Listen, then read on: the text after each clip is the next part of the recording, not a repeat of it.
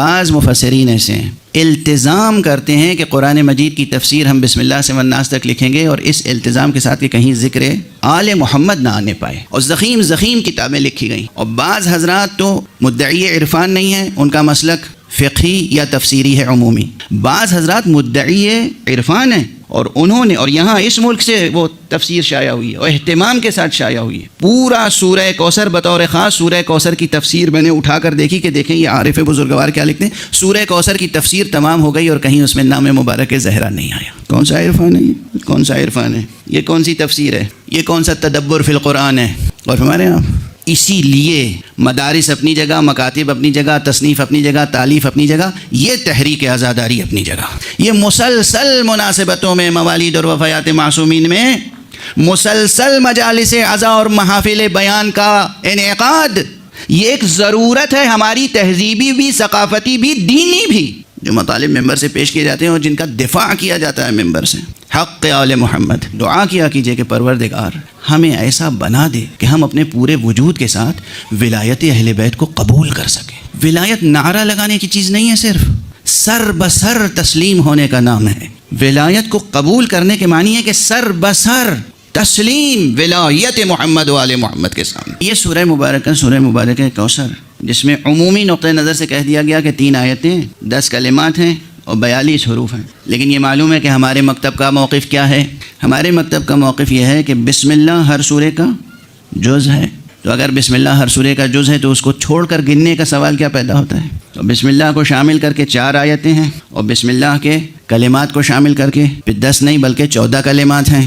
اب دیکھا عدد پورا ہو گیا نا. 3 آیت گنیں گے تو عدد پورا نہیں ہوگا، 4 آیت گنیں گے 12 کا عدد پورا ہو جائے گا، 14 کا عدد پورا ہو جائے گا. بسم اللہ کے 4 الفاظ اور 10 الفاظ، 10 کلمات، 14 کلمات. تعداد میں بھی ایک رعایت ہے خاص. 19 حروف اگر جوڑ لیں 42 حروف میں تو 61 حروف ہوتے ہیں. اس 61 حروف میں بھی راز ہے. یہ سب بس اشارات ہیں، اس پر ہمارے جو ساتھی ہیں وہ کام کرتے رہیں گے انشاءاللہ سال بھر تک. اب میں اس سے زیادہ گفتگو نہیں کروں گا. سورہ مبارکہ الکوثر میں جو کلیدی کلمہ ہے وہ یقیناً صرف لفظ الکوثر ہے، لیکن پورا مضمون، ہر آیت، ہر لفظ اپنی جگہ ایک مواج قلزم معنی ہے. اور کم سے کم اگر تمام بکھرے ہوئے عنوانات اور موضوعات کو سمیٹ کر ظاہری اور باطنی اعتبار سے 5 اہم عناوین قائم کیے جائیں تو اسی سورہ کوثر کے ضمن میں راز تخلیق پہ بھی گفتگو ہو سکتی ہے. تاریخ خلقت شروع سے کیوں اعطینا کی تفسیر کیسے مکمل ہوگی، الکوثر کی تفسیر کیسے مکمل ہوگی، یہ وحدت کثرت میں بدلی کیسے. عالم کثرت کا تصور ہی جب آپ کریں گے تو مسئلہ تخلیق کا سب سے پہلے آئے گا. اس لیے ممکن نہیں ہے کہ کوئی حکیمانہ نقطہ نظر سے، عارفانہ نقطہ نظر سے، ظاہر سے باطن تک نظر ڈالے اور لفظ الکوثر و اعطیناک الکوثر اس پر گفتگو کرے اور راز تخلیق، سر تخلیق اور تاریخ تخلیق پر نظر نہ ڈالے. ممکن ہے؟ تو یہ سب سے پہلے موضوع سامنے آتا ہے. سب سے پہلے جو موضوع بطور خاص سامنے آتا ہے تاریخ تخلیق، تاریخ خلقت. اس کے بعد انا اعطیناک الکوثر. یہ الکوثر میں اور کیا چیزیں ممکن ہے؟ اللہ نے اپنے نبی کو کیا کیا دیا، سب پر نظر تو ڈالنی پڑے گی نا. اس لیے تاریخ تخلیق، راز تخلیق، سر تخلیق، اسرار تخلیق کے بعد دوسرا مسئلہ آئے گا خلقت کو خلق کرنے کے بعد اور اس کے ساتھ اور اس کے پہلے سب سے زیادہ اہتمام جو حق سبحانہ و تعالی نے کیا ہے وہ خلقت کی ہدایت کا اہتمام کیا ہے. تو مسئلہ نبوت کا سامنے آئے گا. اللہ سبحانہ و تعالی نے پیغمبر کو نبوت عطا کی تھی یا نہیں؟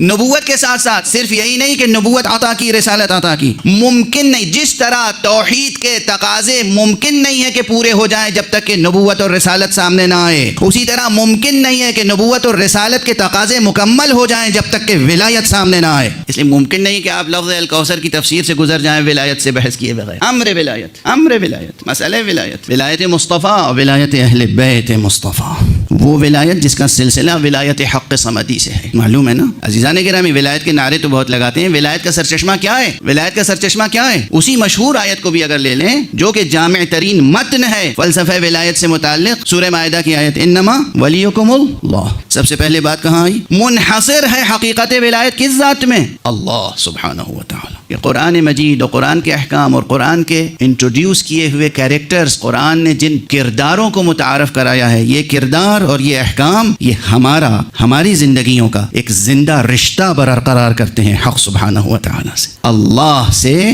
زندگی کا رشتہ بھولیے گا نہیں ہے۔ ساری تاریکی زندگی میں آتی ہے اگر اللہ کا تصور درمیان سے ہٹ جائے، اگر زندگی کا رشتہ اللہ سے برقرار ہو جائے تو یہ زندگی روشنی ہی روشنی میں بدل جاتی ہے، نور ہی نور ہوتا ہے، کہیں کوئی تاریکی نہیں ہوتی، انسان میں کہیں کوئی کمزوری نہیں آتی، آ نہیں سکتی، ممکن نہیں ہے کہ انسان کا رشتہ، زندگی کا رشتہ اللہ سبحانہ و تعالی سے ہو اور زندگی میں تاریکی آ جائے، کمزوری آ جائے، ذلت سے انسان روبرو ہو، ممکن نہیں ہے۔ العزت للہ ولرسولہ وللمؤمنین، ممکن نہیں ہے کہ ایک شخص کا رشتہ اور تعلق اللہ سبحانہ و تعالی سے ہو اور اس کو کہیں ذلت سے روبرو ہو جائے، یہ بھولیے گا نہیں۔ اور یہاں پر موازین کو بھی بہتر سے بہتر بنانے کی ضرورت ہے، صحیح موازین تک پہنچنے کی ضرورت ہے کہ ہم کس چیز کو عزت سمجھتے ہیں اور کس چیز کو ذلت سمجھتے ہیں۔ اگر کوئی ظالم، جابر، فاسق، فاجر تخت پر بیٹھا ہو اور اپنے برابر میں بیٹھالنا چاہے تو وہاں بیٹھنا عزت نہیں ہے، اس کے سامنے کھڑا رہنا اسی میں عزت ہے۔ کس کے برابر میں بیٹھیں گے؟ اس طرح بیٹھنا کہ دامن سمٹا ہوا ہو، اس کا غبار بھی دامن میں نہ لگ جائے۔ اسی لیے جس چیز کو دشمنان اہل بیت کے لیے سبب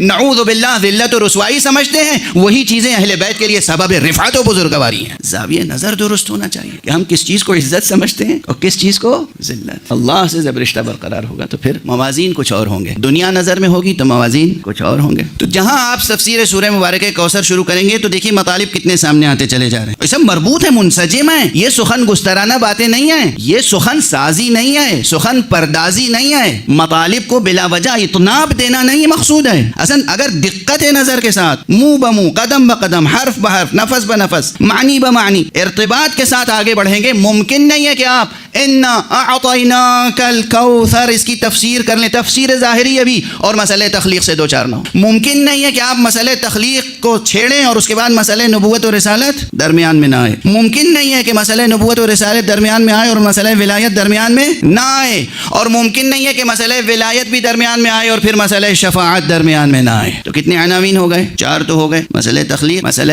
نبوت و رسالت، مسئلہ ولایت، مسئلہ شفاعت، اور جہاں مسئلہ شفاعت ہے اور جہاں آخر آیت تک پہنچیں گے ان شانئک هو الابتر، تو یہ ابتر کا مسئلہ صرف یہیں تک تھوڑی ہے، اس دنیا تک، ان کا دشمن اس دنیا میں بھی ابتر ہے اور اس دنیا میں بھی ابتر ہے۔ تو کلی اعتبار سے مسئلہ شفاعت تک جب پہنچے گا تو پھر معاد کا مسئلہ ہوگا۔ اب یقین فرمائیے کہ ممکن نہیں ہے کہ سورہ مبارکہ کوثر کی تفسیر مکمل ہو جائے اور یہ کم از کم 5 اہم عناوین قائم نہ ہوں، اور باقی تمام فرعی عناوین، شاخ در شاخ عناوین اور مضامین سب سمٹ کے آ جائیں گے ان 5 عناوین کے تحت۔ تخلیق، راز کثرت، نبوت و رسالت، ہدایت، ولایت، شفاعت اور معاد، یہ 5 عناوین۔ اور ہمارے یہاں سورہ کوثر، ممکن نہیں ہے کہ سورہ کوثر پر گفتگو ہو اور یہ عناوین آپ نہ چھیڑیں۔ اگر نہیں چھیڑیں گے تو اس کا مطلب آپ سرسری طور پر گزر گئے۔ اور یقین فرمائیے، پوری دل سوزی سے کہہ رہا ہوں، عزیزان گرامی، بزرگان گرامی، یاد رکھیے گا، قرآن وہ کتاب نہیں ہے جس سے سرسری طور پر گزر جایا جائے۔ قرآن وہ کتاب نہیں ہے جس سے سرسری طور پر، قرآن تو ہر لفظ، ایک کلمہ سامنے آیا اور وہ آپ کو پورے وجود کے ساتھ جذب کر لیتا ہے۔ اگر معرفت و کلام کس کا ہے، آواز کس کی ہے، لہجہ کس کا ہے، ارے یہ بات کون کہہ رہا ہے،